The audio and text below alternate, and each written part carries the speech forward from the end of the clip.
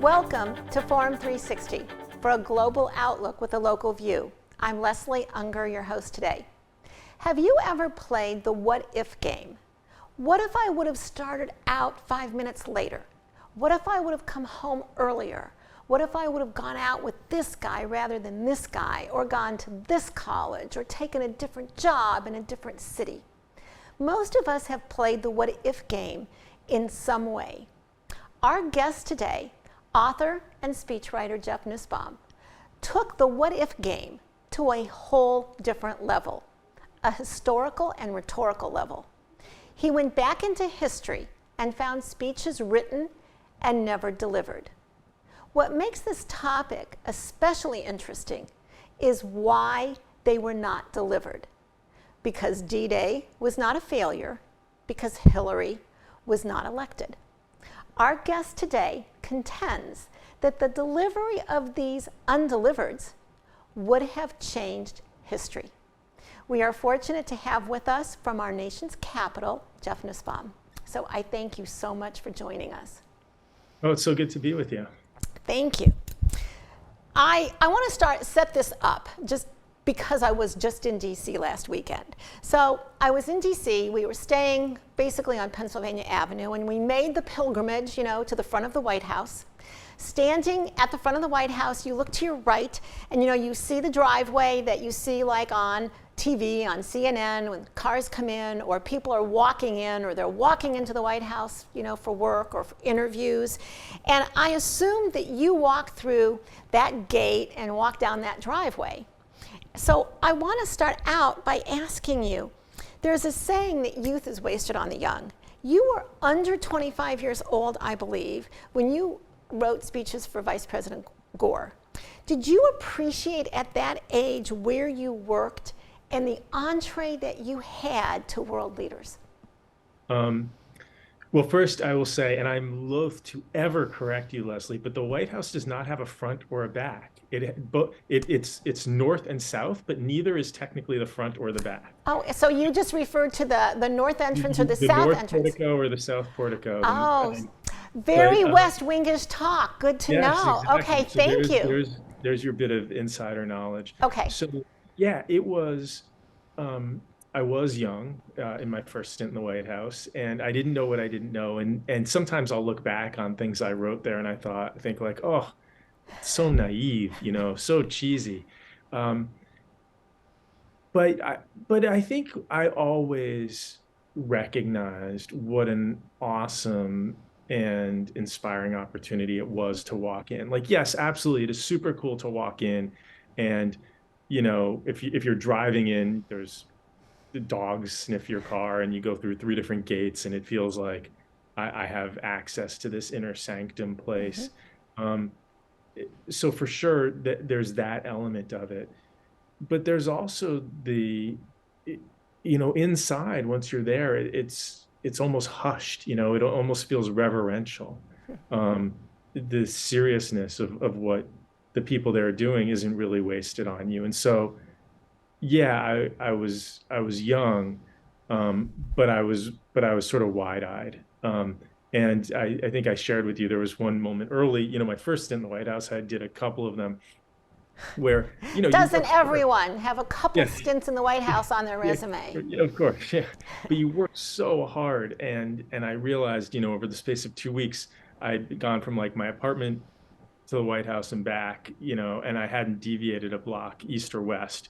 And you're tired, and it's a job, and then some night you leave and you see kind of the sun setting, and the building is turned this brilliant shade of orange, and it reminds you again, like, oh right, this is really special. So I've always felt it's just an incredible honor to have had the opportunity.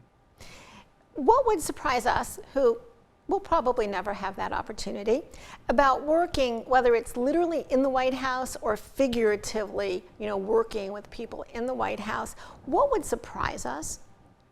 Yeah, well, and by the way, you say in the White House or figuratively, Hmm. like the White House is a complex. It includes a couple different buildings with different areas of access. So people who work in any of those buildings kind of get to say they work in the White House. Um, what is surprising? Gosh, I think um, maybe it wouldn't be surprising, but it's how much people care. You know, people really are there because there is a issue or a person that brought them there. They're there for a reason. There are jobs um, that pay a lot more, where you work a lot less, but there is this real sense of I am here. I am here to serve. I am here. It is not permanent. Um, so I'm gonna try as hard as I can to advance that which I care most about. Why are speechwriters, or at least some speechwriters, for presidents like you and John Favreau, why often so young? Um, well, I think part of it is just a capacity for punishment. Um, uh, but I think also it's a recognition that the people we work for, when I first met President Biden, he was Senator Biden.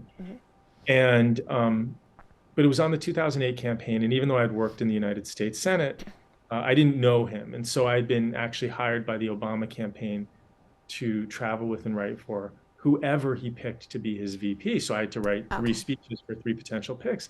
And when I finally met then Senator Biden on his way to becoming Vice President Biden, he looked at me and joked, "I've been in the Senate longer than you've been alive. What are you going to teach me?"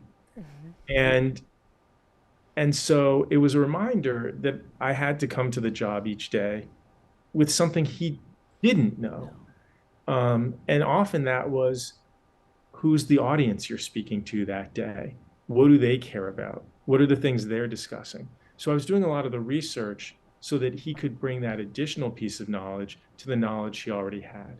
And so to get back to your question, why is it, first of all, it is not always young people. It's actually, it's all over the map. It's very diverse groups. Men, women come into this from the world of polling or journalism or policy. I mean, people fall into it from all sorts of places. But I think what ultimately brings people into it is a shared recognition that the people we're working for have a lot that they've done and they have a lot to say. And our job is to help them find new ways to say it that connect with the audience in new ways. Well, let me ask you, you said that you were brought in to write for whomever that now President Obama chose as vice president. And you said you wrote three different speeches. So would you talk about why you didn't write one speech and hand it to whomever was going to be vice president, why you wrote three speeches to in some way give voice to three different people? Yeah, I mean, there were, of course, elements in common. However, my belief is always that speeches, and this goes for all communications for all leaders, should be, they should be things that are unique to that person. I always say that a leader's communications, and I do that, and this is what I do in my job currently, um, you should say that which only you can say. Yes. A Um, speech only that person could deliver, right? That's right. Like, and for early on in my career, one of my mentors was James Carville. And if someone started lapsing into saying something that it sounded like anyone could say, right, that sounded kind of like, boilerplate political pablum, he would sort of pound his hand on the desk and say, "Blue suit, red tie, here to lie." And that was his way of saying, "You sound like everyone else." And so to me, effective communication, especially from leaders, yes, there are going to be elements and thematic elements and policy elements in common, but it has to be packaged in a way that is absolutely unique and authentic to that leader. And that's why three speeches, not one. Now, I was going to ask you this a little bit later, but just in case I don't get there, so you have to tell us. I miss not seeing James Carville on a regular basis, on TV. What is something that, since you knew him and worked with him, like what is something that would be interesting to us that just gets to see him in little snippets? Oh, I think that I think people think of him as sort of a down home Cajun, Raging uh, Cajun, raging right? Cajun, and he is that. But what I think would surprise people is what an absolute vacuum he is for information. I mean, this was someone who would read 5 newspapers every morning before I even saw him.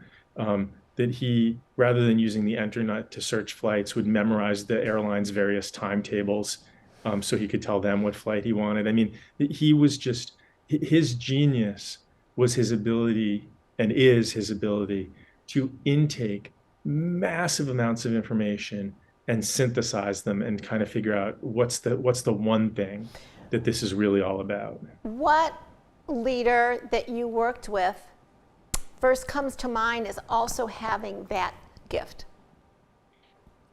I mean, I think that was his bond with Bill Clinton for sure. That both of them loved to pull information from wherever they could. Journalists, polls, policy briefings, people they met on the street. So I think that was certainly a Clintonian trait as well, and part of why they clicked so well. He came to mind for me also. There's a saying, that all people put their pants on the same way. You were around vice presidents and presidents and senators, congressmen, and whomever else. Would you say they're more similar to us or more different than us? It's funny you bring up that saying because like I've never actually believed it. It's like people don't all put their pants on one leg at a time. People sit on the side of the bed and put their pants on both legs at the time. Like so, there- True. so the I don't think it's different than us. I think that people come to positions of leadership. The representatives truly are representative, right? They all have different strengths and weaknesses.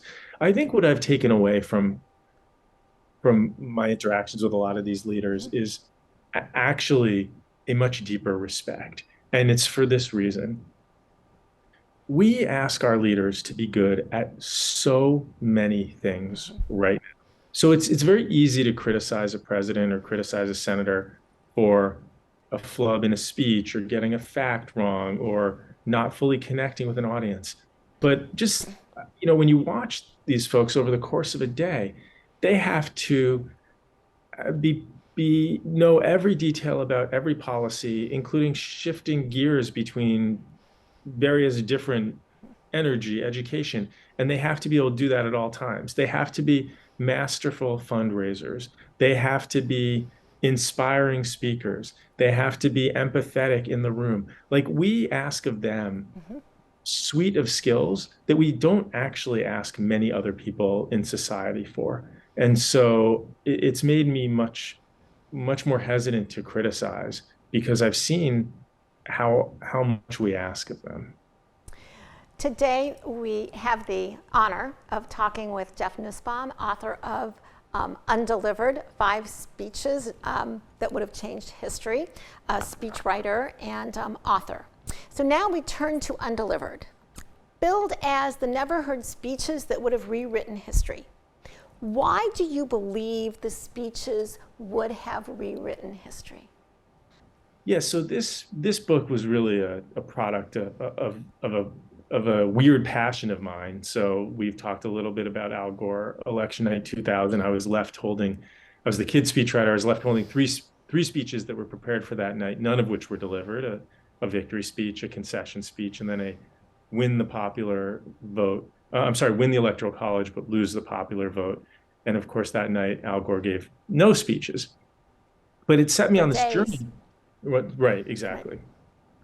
So it set me on this journey to find the other places in history, not just political history, where the outcome was so in doubt that there were speeches prepared to account for different possible outcomes.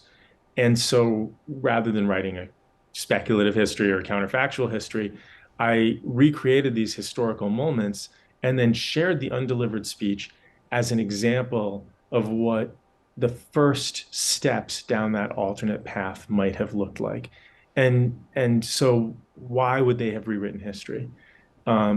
Because some of these were massively consequential moments where things moved at the very last moment in a very different direction. And here I'm thinking of in the book, I have President Kennedy announcing airstrikes on Cuba during the Cuban Missile Crisis. Well, in that draft speech where President Kennedy announces that he's authorized airstrikes on Cuba, there's a little parenthetical. Speechwriters write, and if you're waiting for a piece of information, you put in a parenthetical and you say, we'll fill in later, or, this piece of information will arrive later.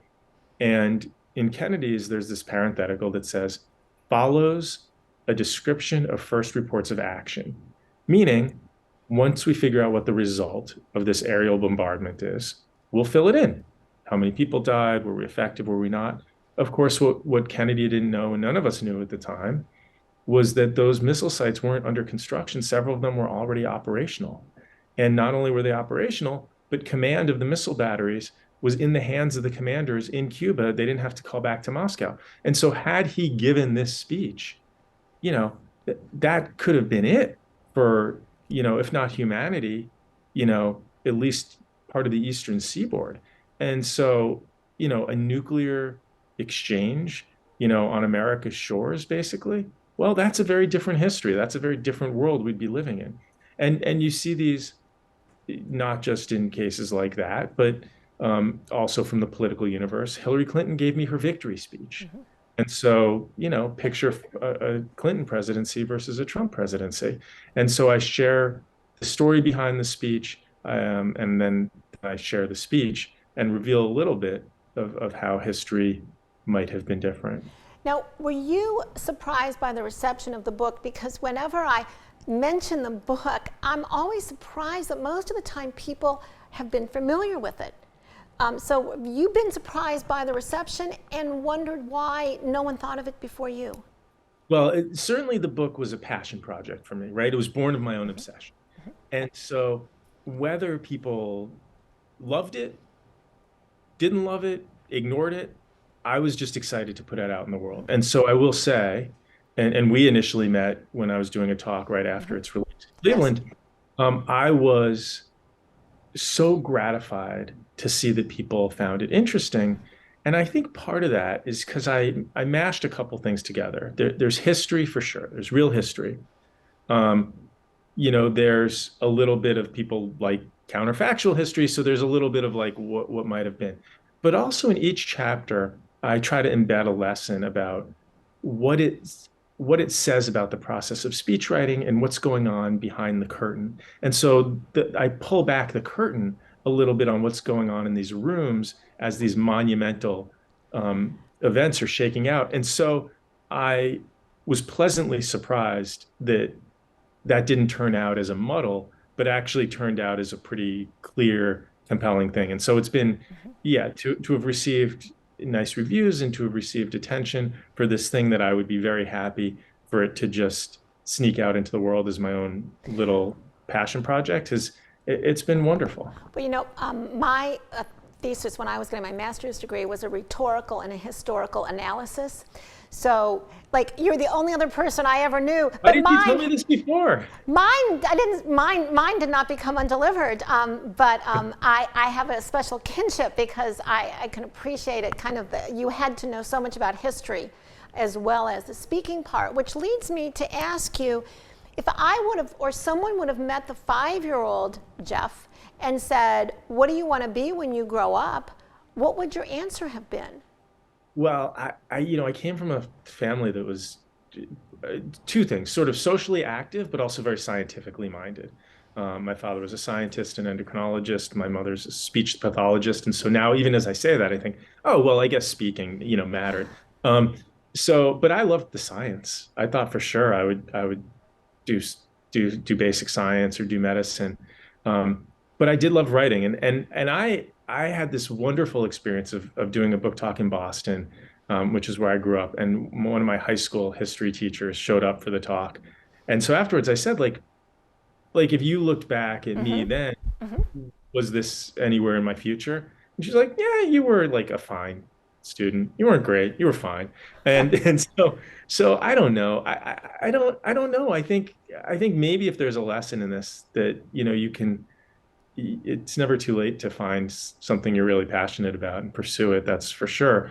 I will say though that at one point my mom like discovered a letter I had written home from camp, and I had written it in the form of a New Yorker magazine. So I'd done like a little talk of the town section at the front, and I'd done some cartoons and done a longer form story. So I think the writing was there, Yeah. or at least a tendency toward it. But I didn't know. I mean, look, when I started a career, I didn't even know that speech writing was a job that existed. Never mind a career that you could pursue. I just knew that it might be interesting to apply to a White House internship. So it started as a White House internship. It did, and I wrote a kind of cheeky application essay in the hopes of getting noticed. Um, Well, yeah. that leads me to, because in your book you will talk about humor. And so that leads me to ask you, how important is humor in a speech? And what do you consider to be humor? Yeah, so I think humor is an important and underutilized tool of leadership. And I will say that with the caveat that there is nothing less funny than someone trying to dissect or discuss humor. So here, a very unfunny, um, very unfunny treatise on humor is that humor allows you to do certain things that wouldn't work if you weren't doing them with a smile. Um, you can stick a dagger in your opponent in a way with a joke that you just simply would be cruel if you were doing it seriously. You can use humor to kind of diffuse or kind of deflect an ongoing crisis as long as you're not being dismissive of the underlying thing. So humor serves a lot of goals, and and it makes you relatable. And this is why self-deprecation matters. There is a status or a stature gap between a leader and the people they're speaking with. And when you make a joke about yourself, you reduce that gap because you bring yourself down to the level of the audience, and therefore you become more likable. But let me ask you, do you have to be on the top of that difference in order to do self-deprecating? Yeah, so it's really interesting you say that because I've always kind of sung the same tune about how important self-deprecating is and how much it matters. And a woman leader said to me, you know what, that doesn't work for me because I had to work twice as hard to get to this position. And my hold on this position feels more tenuous. Mm-hmm. And therefore, I don't want to joke about myself. I don't want to bring myself down. And it was really eye-opening for me. So yes, different people have different capacities for self-deprecation. But I think really it's the broader point is it's humor in service of making you relatable, which gets to the other question, what is funny? Not everyone who's not a comedian is expected to be a comedian. You get credit for being funny simply by knowing what funny is, right? Like in a talk, you can say, as Stephen Colbert said the other night, and repeat a Stephen Colbert joke, and you get as much of a laugh as if you thought of it yourself. So even just knowing what humor is humanizing. In a sentence, can you answer, is it different, whether it's humor, self-deprecation, or just writing a speech, is it different writing for a woman than a man? Yes. Yes, I think you have to really understand this somewhat different standard that women are held to. And I realize here I'm admiring the problem without proposing a solution, but the truth is, we hear women's voices differently in this society. And so women have to walk a little bit of a finer line when it comes to loud versus quiet, angry versus calm. And it's not fair. And it shouldn't be that way, but it is. I have two questions I would love to get to, so I'm going to ask you for a sentence answer. I read somewhere on the internet that it was referred to your Borscht Beltway sensibility. Could you explain that? I love that. Borscht Beltway. Could you explain that in a sentence to So, all right. So our for audience? viewers and listeners, the Borscht Belt was the part of of upstate New York or Hudson Valley, New York, where a lot of Jews would vacation, and it gave rise to a lot of sort of a comedic sensibility. I mean, this sort of the Billy Crystal-ishness. These were these hotels where people laughed, and they actually had people called tumblers who were comedians who would kind of rove around the property. So that is the Borscht Belt. And my father's side of the family business was actually one of those Borscht Belt hotels. And then, of course, the area around Washington, D.C. is known as the Beltway. And so that's kind of the political. So I've always felt that I bring a Borscht Beltway sensibility, sort of the Hudson Valley humor and political focus. I have one last question that I'm going to ask you for just a couple names. We grew up hearing about Martin Luther King, JFK, RFK, FDR, Bill Clinton were admired for their speaking skills. Is there anyone in a couple shout outs that you can identify for us to look for that you see as a star or rising star? Oh, sure. Well, I'll give just one name. I think Wes Moore, the new governor of Maryland, is a really exciting, rare talent with an amazing story and an amazing way to tell it.